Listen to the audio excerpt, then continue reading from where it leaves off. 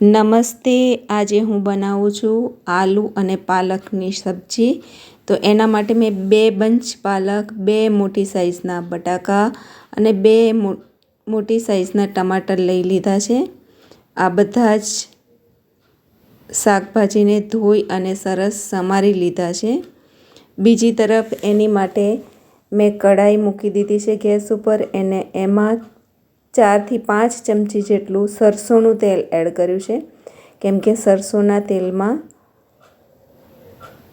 આલુ પાલક બહુ ટેસ્ટી લાગતું હોય છે। તો એના માટે જીરું, 2 મોટા લાલ મરચાં, થોડી હિંગ, હળદર પાવડર, આ બધું જ એડ કરી લીધું છે। સરસ હલાવી લીધું છે।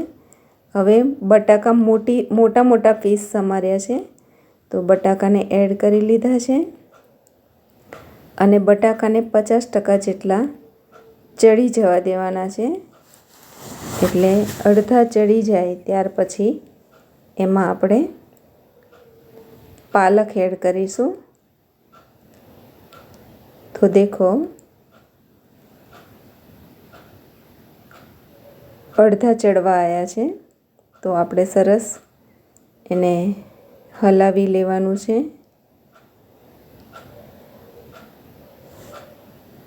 હવે પાલકને આપણે ફક્ત નાખી દેવાની છે અંદર અને એને હલાવવાનું નથી, કેમ કે પાલકમાં પોતાનું કુદરતી પાણી હોય છે, એ પાણી રિલીઝ થશે અને એનાથી જ બટાકા અને પાલક બંને સરસ રીતે સ્મૂથ થઈ જશે।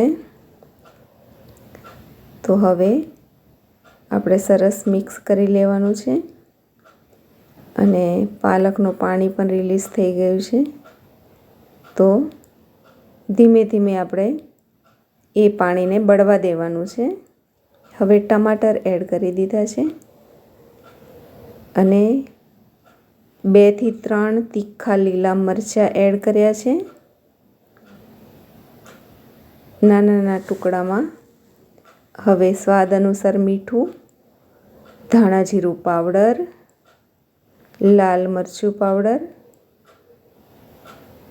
પાલકમાં પણ ખારાશ હોય છે એટલે મીઠું એ ધ્યાન રાખીને આપણે નાખવાનું છે કે ક્યાંય વધી ના જાય।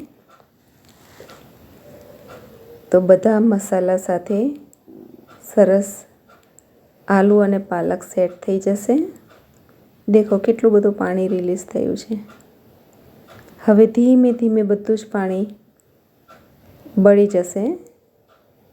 હવે આપણે ચેક કરી લઈશું કે આલુ સરસ ચડી ગયા છે કે નહીં।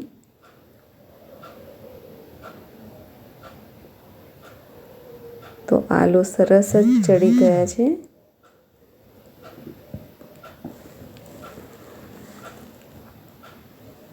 અને આ બધું જ પાણી બળવા દેવાનું છે। તો મિત્રો, મારી ચેનલ પર નવા હોય તો મારી ચેનલને સબસ્ક્રાઈબ કરો અને સબસ્ક્રાઈબ કરવું બિલકુલ ફ્રી છે। તો ચેનલને સબસ્ક્રાઈબ કરો, મારા વિડીયોને શેર કરો।